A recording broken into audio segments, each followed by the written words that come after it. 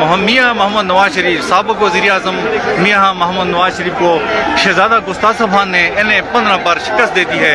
बिल्कुल काले जुराहा बिल्कुल खचा खच भरा हुआ है दोनों तरफ से और तमाम सूरत हाल बिल्कुल आपके सामने बटन न्यूज़ पर। गुस्ताफ़ साहब बाहर आ रहे हैं व्यक्ति के निशान के साथ।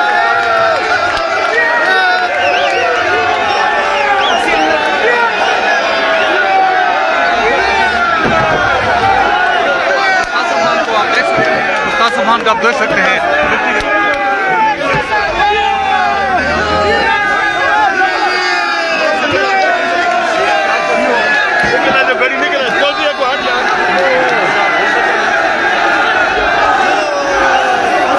ये गुस्ताफ़ साहब हैं जिन्होंने साबिक़ वज़ीर-ए-आज़म मियाँ मोहम्मद नवाज शरीफ साहब को इन्हें 15 बार शिकस्त दी है।